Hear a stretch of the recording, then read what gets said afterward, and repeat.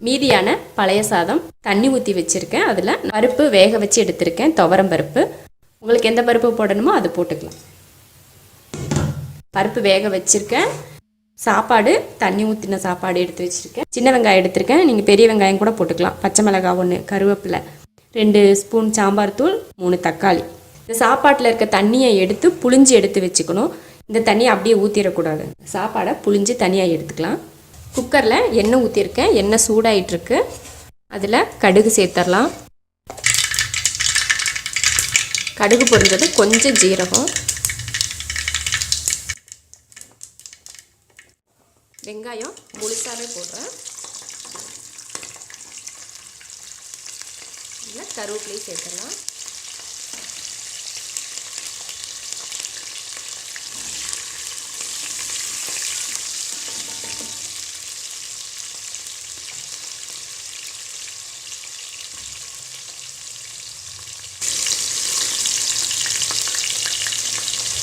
தக்காளியை சேர்த்துடலாம். கொஞ்சம் மஞ்சத்தூள், கொஞ்சம் உப்பு,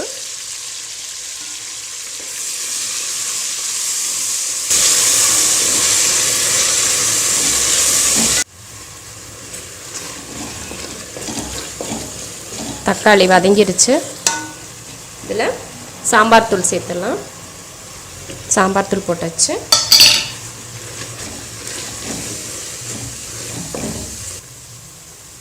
வேக வச்ச பருப்பு, நான் 1 டம்ளர் பருப்பு வேக வச்சேன், அதை இதில் சேர்க்குறேன். 4 பேர் சாப்பிட்ற அளவுக்கு சாப்பாடு, அதுக்கு 1 டம்ளர் பருப்பு போட்டு சாப்பாடை சேர்த்துடலாம். தண்ணியெலாம் புழிஞ்சு எடுத்துட்டேன்.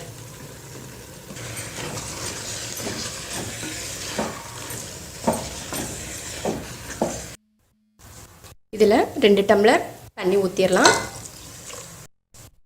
1 2. தேவையான அளவு உப்பு. சாப்பாட்டில் இதில் பருப்பு சாப்பாடெல்லாம் போட்டிருக்கோம். உப்பு தேவைப்பட்டால் உப்பு போடுங்க. சாப்பாட்டில் உப்பெல்லாம் போட்டிருந்தீங்கன்னா அளவாக பார்த்து உப்பு சேர்க்கணும். இது நம்ம வேக வச்ச சாப்பாடுன்றதுனால தண்ணி நான் 2 டம்ளர் ஊற்றியிருக்கேன். இப்போ குக்கர் மூடி போட்டு 4 விசில் விட்டுறலாம். பார்க்குறதுக்கே நல்லா இருக்குது. சாப்பாடு பழசாயிருச்சு, தண்ணி ஊற்றி வச்சுட்டோமே, அதை எப்படி சாப்பிட்றது அப்படின்னு யோசிக்காமல் இது போல் செஞ்சு சாப்பிட்டா ரொம்ப ருசியாக இருக்கும். இப்போ தான் செஞ்ச சாப்பாடு போல் இருக்கும். இதுக்கு அப்பளம் இல்லைன்னா ஊறுகாய் இதனால் வச்சுட்டு சாப்பிட்டோன்னா ரொம்ப நல்லாயிருக்கும். இது போல் ட்ரை பண்ணி பாருங்கள். சாப்பாடு வீணாக்காமல். பிடிச்சிருந்தா லைக் பண்ணுங்கள். மற்றவங்களும் பார்க்கணுன்னு நினச்சா ஷேர் பண்ணுங்கள். மறக்காமல் சப்ஸ்கிரைப் பண்ணுங்கள். நன்றி. நம்ம சாம்பார் சாதம் செய்ய போகிறோம். அதுக்கு சாப்பாடு